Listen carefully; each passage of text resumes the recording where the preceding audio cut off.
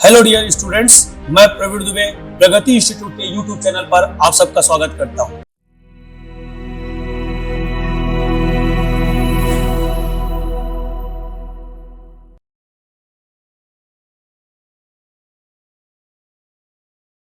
कल हमने दो तरह की वोट की बात की थी। अगर बेसिक तौर पे समझो तो तीन तरह का वोट होता है। ठीक भाई, एक होता है आपका सामान्य वोट, ठीक। एक होता है आपका अभ्यक्षेपित वोट, जिसको हम लोग कहते हैं चैलेंज वोट। एक होता है आपका निविदित मत, इसको इंग्लिश में बोलते हैं टेंडर वोट। और एक जहां पर इलेक्ट्रॉनिक वोटिंग मशीन में अगर इलेक्शन होता है तो वहां पर होता है टेस्टिंग वोट। क्या होता है? टेस्टिंग वोट, या उसे हम परीक्षण मत कह सकते हैं, इंग्लिश में कहते हैं टेस्टिंग वोट। चार प्रकार के वोट होते हैं। सबसे पहला मत आप सब यूज करते हैं, सब देते हैं, सब जानते हैं कि सामान्य मत क्या होता है। सीधा सा मतलब है 4, 5, 6, 7 जितने उम्मीदवार हैं उन उम्मीदवारों के नाम अंकित हैं। जिस उम्मीदवार में आपकी रुचि है, जिसको आप अपने प्रतिनिधि के तौर पर निर्वाचित करना चाहते हैं, उसके सामने आप चिन्ह लगा देते हैं।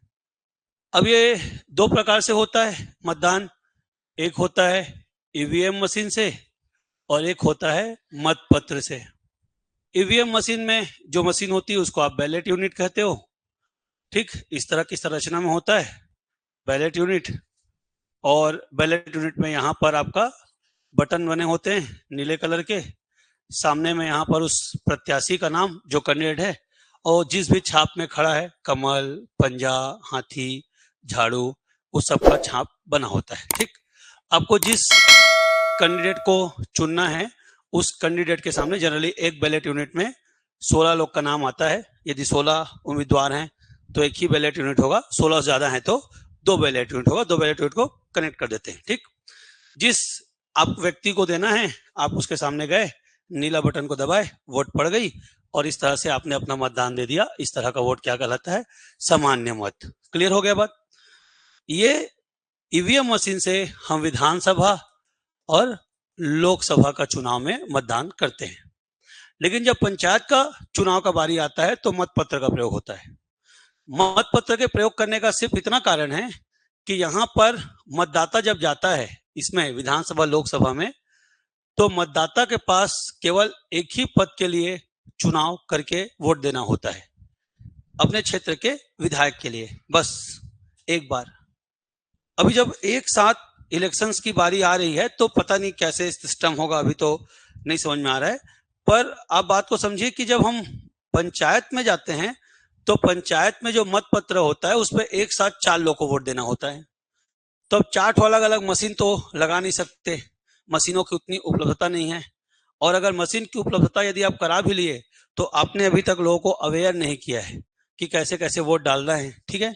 अभी बहुत दिक्कत होता है, बहुत सारे लोग आते हैं, आके यहाँ खड़े हो जाते हैं, अब काला दबाबू बाबू, काला मसकबू बाबू, ऐसा करके पूछते रहते हैं। अभी भी बहुत अवेयरनेस है, बहुत अशिक्षा है, ठीक है। तो यहाँ पर क्या होता है कि मतपत्र 4 पदों के लिए एक साथ देना होता है। पंच, सरपंच, जनपद पंचायत का सदस्य, ठीक है, और एक आपका जिला पंचायत का सदस्य, ठीक है। तो जनपद पंचायत और जिला पंचायत के सदस्यों को इस तरह से 4 तरह से हमको चुनना होता है। तो चारों के लिए 4 मतपत्र देते हैं, सबका रंग अलग अलग होता है। पंच का क्या होता है? सफेद, सरपंच का नीला, और इस जनपद का पीला, और इसका गुलाबी। इस तरह से 4 अलग अलग। क्या ये रंग परमानेंट है? ये कौन डिसाइड करता है? निर्वाचन आयोग। अलग अलग चुनाव में इसके रंग अलग अलग हो सकते हैं, पिछले 2 चुनाव में यही रंग था, ठीक है। अब क्या हुआ, जब मतपत्र जाता है तो व्यक्ति को 4 अलग अलग रंग के मतपत्र निकलेंगे। पंच वार्ड के लिए हो गया तो इस तरह से उसमें सेम बना रहेगा, नाम और उसके सामने छाप, नाम और छाप, क्लियर है, ठीक। नाम छाप ऐसा बना रहेगा। अब मतपत्र उसको मुड़ा हुआ मिलता है, उसको खोलता है, जब अंदर जाता है जहां पर उसको मत देना होता है वहां पर हम स्टाम्प को खुला ऐसा रखे होते हैं, इंक वाला पैड को, स्टाम्प को, उसको एक चिन्ह देते हैं। वो चिन्ह जो होता है उसमें इस तरह से निशान बना होता है। क्लियर हो रहा है बात? उस को इंक में वो क्या करता है, डुबाता है, और डुबा लेने के बाद जिसको उसको अच्छा लगता है वहां पर वो इस तरीके से वोट दे देता है। ये वोट पड़ गया, मैं जहां मुझे गोला गोला करूं, ऐसा गोला नहीं होता बीच में, ठीक है, स्वास्तिक के चक्कर में।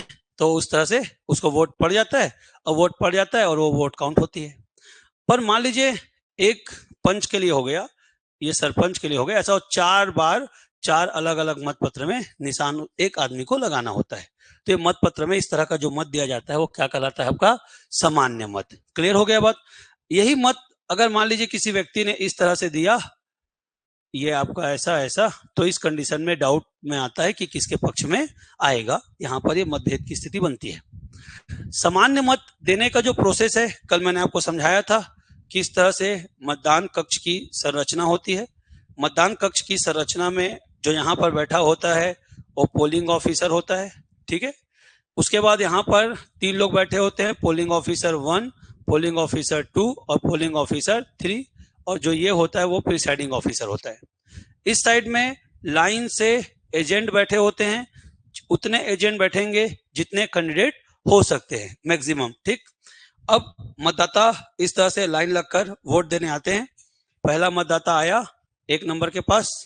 मतदाता जब अपने साथ वोटर आईडी जो भी लेकर आता है, उसको देख करके एक जो पोलिंग ऑफिसर है 1 नंबर का, वो मतदाता सूची या वोटर लिस्ट में उसका नाम को देखता है, और जो भी उसका नंबर लिखा होता है उस नंबर को जोर से पुकारता है उसके नाम के साथ। नाम पुकारने का उद्देश्य सीधा सा है कि जितने एजेंट बैठे हैं वो उस नंबर और उस नाम को उस व्यक्ति के साथ मिलान करे कि उस नंबर पर वही व्यक्ति वोट देने आया है जिसका नाम अंकित है, या कोई फर्जी व्यक्ति है। इतने के लिए ही इन एजेंट्स को बैठाया जाता है और कोई उसका पर्पस नहीं है। क्योंकि ये जो 1, 2, 3 पोलिंग ऑफिसर आए हैं और ये जो प्रिसाइडिंग ऑफिसर आया है, ये उस गांव के उस एरिया के लोग नहीं हैं, ये सरकारी कर्मचारी हैं, किसी दूसरे जिले दूसरे ब्लॉक से आए हैं। ये गांव को के लोगों को चेहरा देखकर नहीं पहचान सकते कि वास्तव में ये वही व्यक्ति है जो आईडी कार्ड लेके आया है या दूसरा व्यक्ति है। कैसे पहचानेंगे? सिर्फ एक फॉर्मेलिटी होती है, सिर्फ क्या होती है, फॉर्मेलिटी होती है। मतलब मैं कई बार भी एग्जाम देने जाता हूँ पीएससी का या कुछ का, तो मैडम लोग जो सामने खड़े रहते हैं वो लोग ऐसा देखते हैं जैसे लगता है कि उन लोग के पास कोई फ्यूचर और पास्ट देखने का स्कैनर है। अरे आधार कार्ड के फोटो को तो हम खुद नहीं पहचानते कि मेरा है कि किसी और का है, तुम क्या पहचानोगे मेरा मुंह देख के क्यों मेरा आईडी कार्ड है कि समझा रहा है। सिर्फ फॉर्मेलिटी है कि ओरिजिनल आधार कार्ड लेके आना, ओरिजिनल फलना देखना क्या कहना। मतलब उसमें तो ऐसा लगता है कब जमाने का फोटो है भाई, आदमी कभी जिंदा था कि भी नहीं, ऐसा टाइप का लगता है आधार कार्ड के फोटो। लेकिन फिर भी चेक करते हैं, एक प्रोसेस है। तो वहां पोलिंग ऑफिसर्स कैसे पहचानेंगे? तो पोलिंग ऑफिसर्स के पहचान करने के लिए हम एजेंट्स को बैठाए होते हैं, और एजेंट्स अलग अलग कैंडिडेट के एक बैठे होते हैं। जितनी कैंडिडेट्स होंगे उतने एजेंट्स मतदान केंद्र के भीतर में बैठ सकते हैं। तो अभ्यक्षेपित वोट तब आवश्यकता पड़ती है जब कोई एजेंट किसी मतदाता के पहचान पर सवाल उठाए। सामान्य वोट कब है? जब सब चीज ठीक ठीक है, आपने पुकारा 418 समारू राम, आपने कहा 418 समारू राम कहा, सारे के सारे एजेंट ने भी देखा 418 समारू राम, सबने कहा हाँ भाई समारू राम है। अब वो क्या करेगा, 1 नंबर से सीधा चल देगा किसके पास, 2 नंबर के पास। 2 नंबर के पास एक रजिस्टर होता है, रजिस्टर में नाम लिख देगा 418 समारू राम, और उसका साइन ले लेगा। साइन ले लेने के बाद उसको इंक लगा देगा, ठीक। इंक लगा देने के बाद वो उसको एक पर्ची देगा छोटा सा, उस पर्ची को लेकर वो किसके पास जाएगा, 3 नंबर के पास। 3 नंबर के पास 4 ठो मत पत्र होगा, ये चारों सफेद पीला नीला गुलाबी, चारों को एक साथ दे देगा। उसको बताएगा, समझाएगा कि भाई तुमको अंदर जाना है बूथ के अंदर, कैबिन के अंदर, और जा करके इंक में डुबा करके आपको जिसको पसंद का व्यक्ति है उसको वोट दे देना है। वो अपनी तरफ से एक बार समझाता है। क्लियर हो गया बात?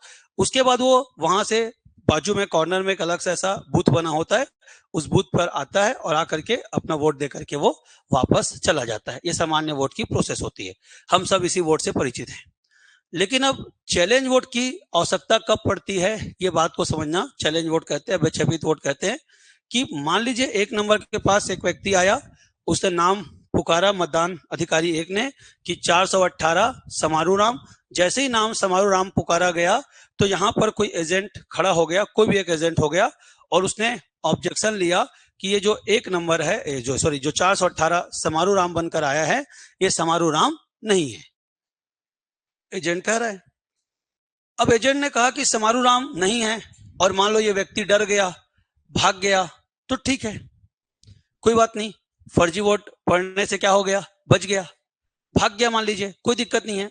जनरली डराते चमकाते हैं, कोई कितना कानूनी प्रक्रिया करेंगे, कभी कोई शराबी आ जाता है, कभी कोई भूलवश आ जाता है, कभी कोई जानबूझ के आता है, तो पहला कोशिश होता है कि एक सामान्य हड़कप्पी देना, ताकि वो क्या हो जाए, भाग जाए। यदि उपद्रव नहीं करता तो इतना ज्यादा मारा पीटी या उसको जेल भेजना ये प्रोसेस होता नहीं है। तो मान लो लेकिन वो अड़ गया कि मैं ही समारू राम हूं, और एजेंट भी अड़ गया कि ये समारू राम नहीं है, तो समारू राम की आइडेंटिटी को एक एजेंट ने चैलेंज किया है। एक एजेंट ने क्या किया है, चैलेंज किया है उसके आइडेंटिफिकेशंस को। लेकिन सवाल यह है कि समारू राम ही समारू राम है, ये प्रूफ कैसे होगा? तो हम मतदान की प्रक्रिया को बाधा भी नहीं पहुंचाना है, तो हम समारू राम को प्रेम से समझाते हुए कहेंगे कि भैया आप थोड़ा साइड आ जाओ, पहले आपके पहचान को क्लियर कर लेते हैं, उसके बाद आपको मत डालने को हम दे देंगे। क्लियर हो गया? अब वो आ जाएगा थोड़ा साइड में। मतदान की प्रक्रिया को रोकी नहीं जाती, मतदान की प्रक्रिया चलते रहती है, इसीलिए प्रिसाइडिंग ऑफिसर का इंपॉर्टेंट है। 1 2 3 अपनी जगह से नहीं उठेंगे और मतदान की प्रोसेस को आगे बढ़ाते रहेंगे, और पीछे के जो लाइन लगे हुए लोग हैं वो मतदान डालने आगे चले जाएंगे। समारू राम को साइड ले आया जाएगा, उस एजेंट को साइड ले आया जाएगा, 4-5 और गांव के जो सम्मानी लोग होंगे, जो पदाधिकारी होंगे, उनको बुलाया जाएगा। पंचनामा जिसको कहते हैं, 5 लोग को बुलाया जाएगा, उसकी पहचान कराई जाएगी। पहचान कराने के बाद ठीक है, उसको वोट डालने के प्रोसेस को आगे बढ़ाया जाएगा। लेकिन इस दौरान एक प्रक्रिया का पालन किया जाता है। प्रक्रिया यह है कि जिस व्यक्ति ने उसकी पहचान को चैलेंज किया है, उस व्यक्ति से एक जुर्माने की राशि जमा करवाई जाती है कि भाई तुम किसी के अस्तित्व को, किसी के पहचान को चैलेंज कर रहे हो, और उसको समझाया जाता है कि भाई अगर ये सही निकला एजेंट तो आपको जेल जाना पड़ेगा। इसलिए यदि आप झूठा बोलकर किसी दूसरे के नाम पे वोट डालने आए हैं तो स्वीकार कर लीजिए, आप बच जाएंगे, प्रोसेस को आगे बढ़ने मत दीजिए। ऐसा चमकौली दिया जाता है ताकि एक ही बार में क्या हो जाए, पकड़ा जाए। अब वो अड़ा हुआ है, नहीं मैं समारू राम हूं, मैं छनो, जा जेला पूछना है पूछ ले, पूछवा ले, जा दौला बुला ले, दिसे बुला ले, वो अड़ा हुआ है। अब बुलाया जाता है दोनों पक्ष के लोगों को। बुला देने के पश्चात एक प्रक्रिया जो पालन की जाती है कागज में, उसी प्रक्रिया को हम अभ्यक्षेपित वोट या चैलेंज वोट कहते हैं। क्लियर हो रहा है बात? उसमें बाकायदा लिखाता है।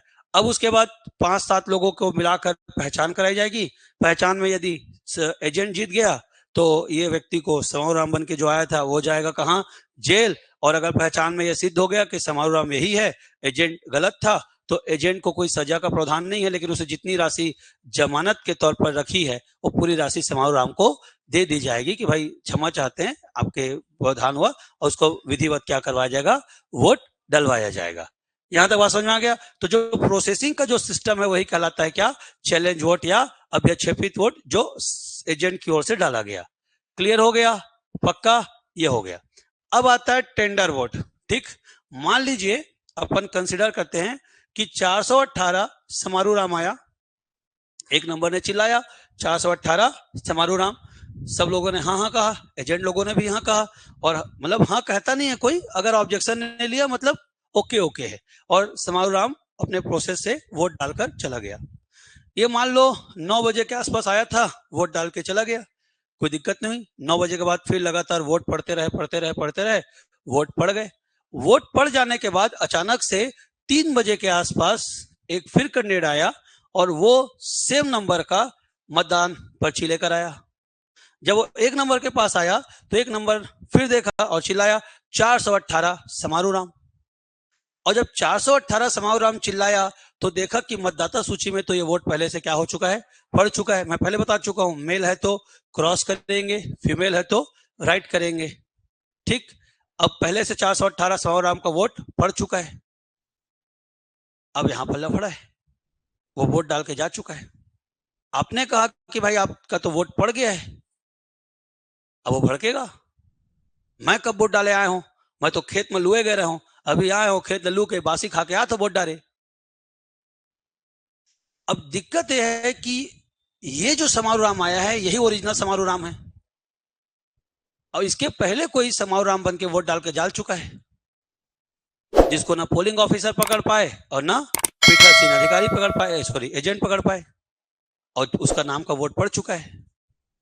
तो इसको अब मत पेटी में, मतलब उसको एक वोट डलवाया जाएगा जो मत पेटी में नहीं डाला जाएगा। उससे एक वोट डलवाया जाएगा एक प्रोसेस करके, पर जो मत डलवाया जाएगा उसको अलग से लिफाफा में भर के रखा जाएगा, उसको मत पेटी में डालने नहीं दिया जाएगा।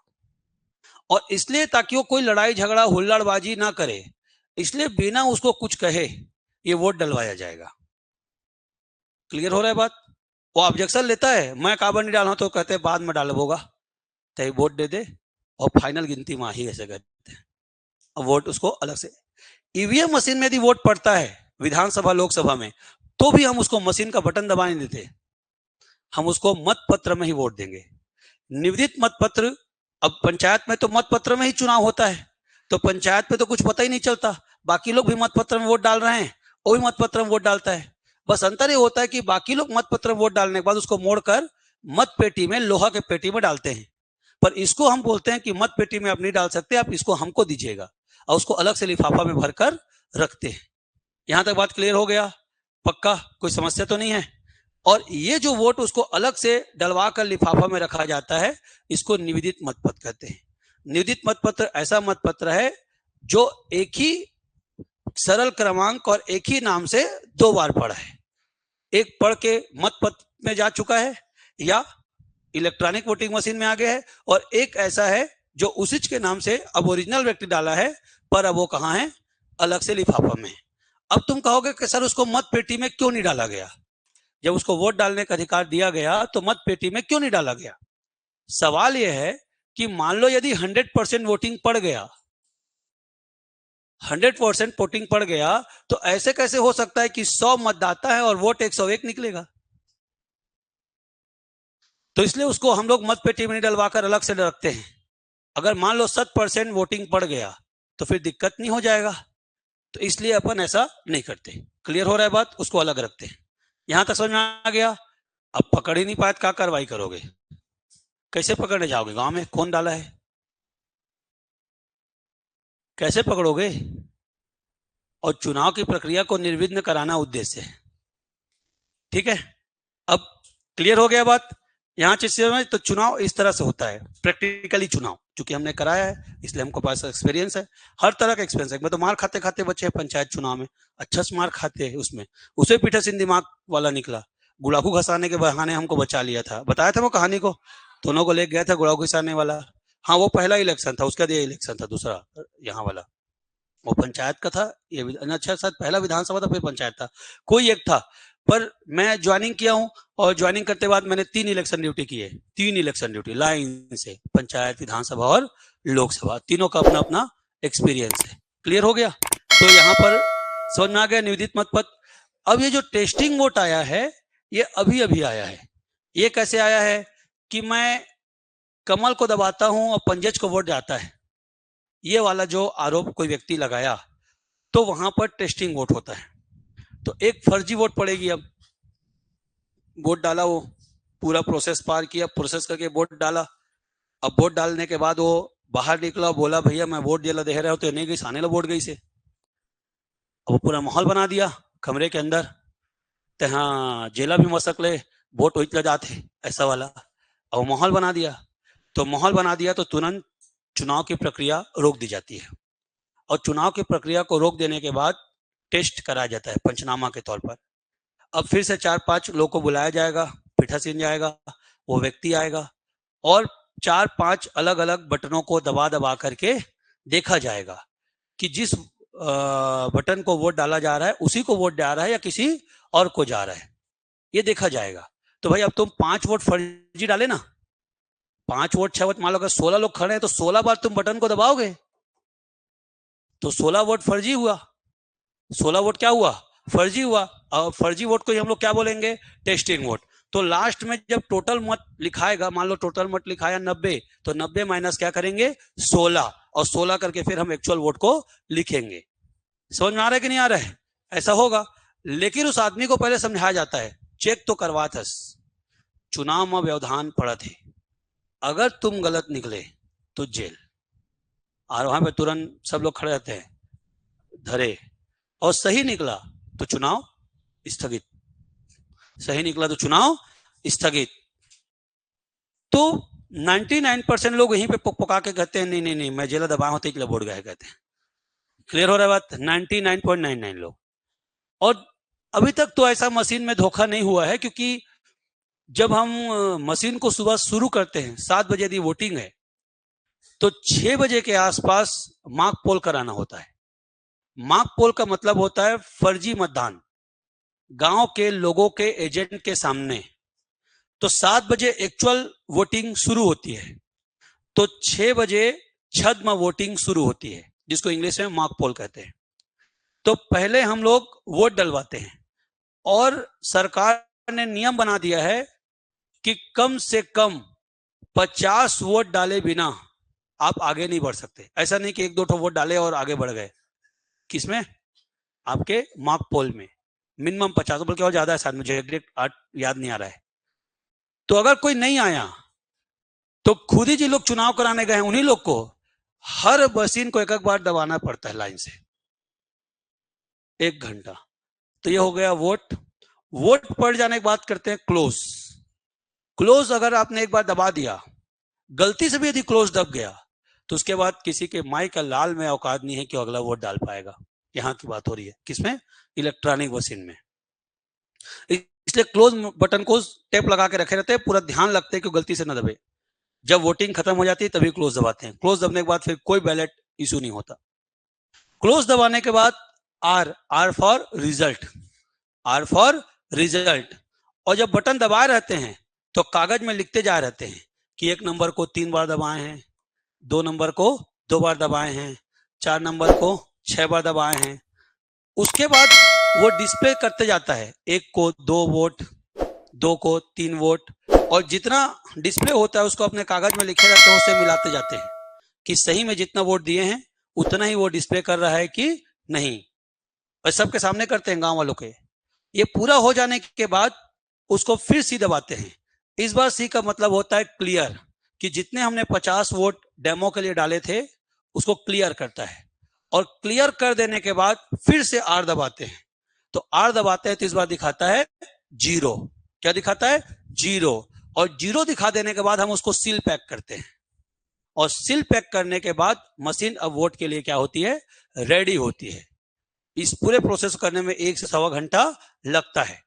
और किसी ने भी मॉक पोल और सीआरसी का पालन किए बिना अगर वोटिंग करा दिया तो समझो वो उसका नौकरी बर्खास्त, खत्म है वो नौकरी, खत्म। इलेक्शन ऑफिस से किया गया बर्खास्त को कोबरा का चाबे कहते हैं। हाँ, मतलब तुम बाकी सांप के चाबने से बच भी सकते हो, कोबरा के चाबने से बचने के चांसेस बहुत कम होते हैं। तो इलेक्शन ऑफिस ने यदि तुमको टर्मिनेट या सस्पेंड किया है तो उसकी बहाली नहीं होती, वो किसी के पास भी पावर नहीं होता। इसलिए बहुत सोच समझ कर, इसलिए पंचायत चुनाव के बारे में हर चीज को जाने रहो। समझ में आ गया बात? तो कई लोग भोकवानंद होते हैं, सीआरसी तो करते हैं पर क्लियर करना भूल जाते हैं। तो जो पहला वोट पड़ता है वो 51 नंबर का वोट होता है। उनको लगता है 1 पर वो वोट कौन सा हो गया? 51, या मान लो पूरा नहीं क्लियर किए। अब अंत में हुआ यह कि मतदाता 100, वोट पड़ गया 130। 80 लोग आए वोट डालने, 50 तो परहेज पड़ा था। तो नाड़ी पोता जो है उनका खिंचा जाता है। भाई ये तो खत्म हो गया ना कहानी। जैसे ही तुम PS5 को बढ़ा लोगे तो क्या डालोगे? कुल मतदाता 100 और डाले गए मतों की संख्या 130, सस्पेंड, कहानी खत्म। और तुम क्लियर कर नहीं सकते। ऐसा नहीं है कि तुम संध्या 5 बजे तुमको लग रहा है कि फिर से क्लियर करके फिर 180 वोट डलवा दूं, अब कौन डालने आएगा? सस्पेंड। और शुरू 50 वोट पड़ा है वो तो कैंडिडेट क्लेम करेगा, और अगर चुनाव रद्द हुआ उस जगह का तो चारों के चारों सस्पेंड, स्वाहा। जीवन में फिर आना नौकरी मांगने दोबारा। इतना ये रिस्क चीज है, इतना क्या है? रिस्क चीज। इसीलिए कोई जब ट्रेनिंग होता है इलेक्शन का तो इलेक्शन के ट्रेनिंग में कोई लोग अपसेंट नहीं होते, कान टेढ़ के सुनते हैं। ऐसा सुना रहे? और मैं पूरा तुमको इलेक्शन के बारे में यही बता दिया A to Z। तुम्हारा जब जॉब आएगा तुमको ये सब दिक्कत नहीं जाएगी। बस अब कुछ कुछ वो होते हैं जैसे कि स्ट्रिप सील वगैरह वो सब नहीं बताया, वो तो गोपनीय बात है, वो तब जब ड्यूटी करोगे तो जान जाओगे। तो खत्म हो गया, चारों वोट समझ में आ गया, सामान्य, अभ्यक्षेपित, टेंडर और टेस्टिंग वोट। क्लियर हो गया। इलेक्ट्रॉनिक वोटिंग मशीन में बस ये यूज होता है, बाकी में यूज नहीं होता। कौन? Testing vote. बाकी टेंडर वोट और चैलेंज वोट सब में यूज होता है। क्लियर हो गया। चैलेंज वोट क्या है? किसी मतदाता की पहचान के संबंध में दी गई चुनौती है। और टेंडर वोट क्या है? अगर एक मतदाता वोट डालकर जा चुका हो और दूसरा मतदाता उसी नाम से आए तो उससे जो अलग से मत पड़वाया जाता है उसे कहते हैं क्या? Tender vote. टेंडर वोट मत पत्र में या ईवीएम मशीन में नहीं डाली जाती, वो अलग से रखी जाती है, उसकी काउंटिंग नहीं होती क्योंकि वो एक्सेस वोट है। ठीक। लेकिन वहां अगर कहोगे तुम मतदान स्थल में कि तुम्हारा एक्स्ट्रा वोट है, तुम्हारा मर्डर हो जाएगा। इसलिए वहां बोला जाता है हाँ भैया गिनती हो ही। क्या हो ही? अरे कभी नहीं गिनते, काहे गिनोगे? मतों का बराबर हो गया तो अलग बात है, उसकी जरूरत पड़े, पर मतों का बराबर होवे नहीं करता। काहे गिनोगे भाई? जीत हार हो गया, फुर्सत। क्यों गिनोगे बताओ, उसकी आवश्यकता क्या है गिनने की? ऐसी भी वो एक्स्ट्रा वोट है। अब जो दिया है पहला वाला, वो भी तो वोट दिया है ना किसी को, चाहे जिसको भी दिया होगा। तो मत की बराबरी स्थिति आती तभी दिक्कत होता है, वरना इस दिक्कत होता नहीं। और मत बराबर आने की स्थिति बहुत रेयर है। यहां पर होता है। कहां पर? पंच सरपंच में। कहां पर होता है? पंच सरपंच में। यहां पर थोड़ा दिक्कत होता है, लेकिन वही बात बताया हूं मैं, जो तुमको माइक बंद करके बताया हूं, वही करके मैनेज, वही ऑप्शन है, और कोई ऑप्शन नहीं है। और जो नहीं करता, ज्यादा सिद्धांतवादी बनता है, वो मार खाता है। अब तुम कहोगे नहीं नहीं पुस्तक में नहीं लिखा है, नियम में नहीं लिखा, तो चाटो मार खा क्या हो, मुंह कान फुलवा क्या हो। हम तो अपने गुरु, जो पहला गुरु मिला उससे बढ़िया सीखे, बस उसके चार ठो क्वार्टर का भर पालन नहीं करते, बाकी सब समझते हैं अपन। अच्छा गुरु मिला, पहला ही गुरु, और एसटी था भाई, ऐसा भी नहीं कि कोई दूसरा था। मतलब जनरली लोग डरते हैं, पर प्रशासन और शिक्षा जब जिसको मिलेगी उसका गुण आगे बढ़ेगा, इससे कोई संबंध नहीं है। तो मैं तो डर रहा था, पर गजब का इलेक्शन कराया वो आदमी, डेयरिंग के साथ। तो मुझे लगा वाह, वहां से फिर अपन सीख गए सब काम को करना, देख देख के सीखे। समझ में आ रहा है? ऐसा नहीं है। एक मेरे लाइफ में आया कश्यप करके, वो मेरे को कैशबुक मेंटेन करना सिखाया। वो उसके साथ जब मेरी बात हुई तो बताया कैसे मेंटेन करते हैं। चलो आगे बढ़ते हैं, ध्यान सुनना। अब क्या हो गया लास्ट पॉइंट? मतों की बराबरी। पर ये सब प्रशासन में बहुत काम आते हैं ना, याद रखना, बहुत ज्यादा। जितना सीखे रहोगे उतना बेनिफिट। लेकिन यह है कि किसी का आह नहीं लेना चाहिए। आह लेना समझते हो ना? हाँ, किसी का दिल दुखा के आह करके कभी काम नहीं करना चाहिए, भयानक गंदी बद्दुआ लगती है। हमने कभी आह तो लिया नहीं, पर यह है कि उससे काम सीखा, कैसे कैसे लोग करते हैं, क्या क्या करते हैं, कहाँ से सिस्टम से चलता है। और सिस्टम एक ऐसा है, या तो जानबूझ के करना पड़ेगा, नहीं करोगे तो साइड कर दिया जाएगा। ठीक है, बहुत खतरनाक है सिस्टम, घुसो तुमको समझ में आएगा, और बहुत टेंशन का काम है। या तो इतना ईमानदार कोई दिक्कत ही ना हो। देखो, चुनाव हो गया, रिटर्निंग ऑफिसर बढ़ गए, ये देखो टेंडर वोट ये था, याद हो गया, समझा दिया। अब क्या आ गया? मत गणना एवं निर्वाचित प्रत्याशी की घोषणा। तो देख लो, मतदान केंद्र में क्या होता है? मतगणना होता है। निर्वाचित अभ्यर्थी कौन चुनाव जीता, इसी घोषणा पंच सरपंच कौन करेगा? पीठासीन अधिकारी। कहां पर करेगा? मतदान स्थल पर। जनपद पंचायत का सदस्य कहां पर करेगा? खंड स्तर पर रिटर्निंग ऑफिसर। और जिला पंचायत का कौन करेगा? कलेक्टर करेगा। निर्वाचन का प्रमाण पत्र कौन देगा? Returning officer. मुझे बताओ, जिला पंचायत के रिटर्निंग कौन होता है? कलेक्टर। और जनपद पंचायत के लिए नायब तहसीलदार के ऊपर का कोई अधिकारी, और पंच सरपंच के लिए नायब तहसीलदार। तो उन्हीं लोग क्या करेंगे? प्रमाण पत्र देंगे। उसके बाद क्या आ गया? हाँ छोड़ो, निर्वाचन का प्रमाण पत्र हो गया, फिर क्या आ गया? मतों की बराबरी। अगर मत की बराबरी हो जाए तो कैसे डिसाइड करेंगे कौन जीतेगा? लॉटरी निकाल कर, पहले बता चुका हूं मैं। ठीक है। उसके बाद क्या हो गया कि एक उम्मीदवार एक से अधिक पदों पर निर्वाचित होगा, ये बात तो समझ लो। तो पहले बता चुका हूं कि भाई जिसके पहली बैठक में शामिल होगा उसका वह क्या माना जाएगा? सदस्य माना जाएगा। तो कोई उम्मीदवार एक से अधिक पदों पर निर्वाचित होता है तो अंतिम निर्वाचित हुए पद, ठीक है, अंतिम निर्वाचित हुए पद मतलब जैसे पहले रिजल्ट आता है पंच सरपंच का, फिर आता है जनपद का, फिर आता है जिला का, और चारों में जीत गया है, पंच सरपंच जनपद और जिला। मान लो पंच का चुनाव का परिणाम 16 को आ गया, 16 अक्टूबर को, ठीक है। फिर जनपद सरपंच का देखिए दिन आएगा, फिर पता चला जनपद पंचायत का आया 20 अक्टूबर को, ठीक है, और जिला पंचायत का आया 30 अक्टूबर को, दिवाली के दिन, ठीक है। तो 30 अक्टूबर से कितने दिन के भीतर, 10 दिन के भीतर उसे अपर कलेक्टर या कलेक्टर को सूचना देना होगा कि वह किस पद पर कार्य करना चाहता है, पहला बात। और अगर सूचना नहीं दिया, अगर सूचना नहीं दिया तो जिस उस पद के लिए निर्वाचित मान लिया जाएगा, जिस पद के बैठक में वह पहली बार क्या होगा, सम्मिलित होगा। ये पहले बता चुका हूं। तो या तो 10 दिन के भीतर क्या करे, सूचना दे दे, या तो जिसके बैठक में शामिल होगा उसका सदस्य मान लिया जाएगा, ठीक है। सूचना नहीं देने पर निम्नलिखित क्रम में निर्वाचित पद का विकल्प होगा। मान लो सूचना देवे नहीं किया तो ऊपर से नीचे आएगा, बता चुका हूं इस बात को भी। चारों जीता है तो क्या माना जाएगा, जिला। तीनों जीता है तो क्या माना जाएगा, जनपद। और सरपंच और पंच जीता है तो क्या माना जाएगा, बस बात खत्म। क्लियर हो गया। चारों जीता है और नहीं बताया मैं किसका रहना चाहता हूं, तो जिला पंचायत सदस्य मान लिया जाएगा और ये तीनों क्या हो जाएगा, समाप्त हो जाएगा। अगर 3 जीता है तो जनपद मान लिया जाएगा, ये दोनों क्या हो जाएगा, खत्म हो जाएगा। दोनों जीता है तो ये मान लिया जाएगा और क्या हो जाएगा, खत्म। तो जो टॉप लेवल है वो माना जाएगा। तो छत्तीसगढ़ पंचायती राज खत्म।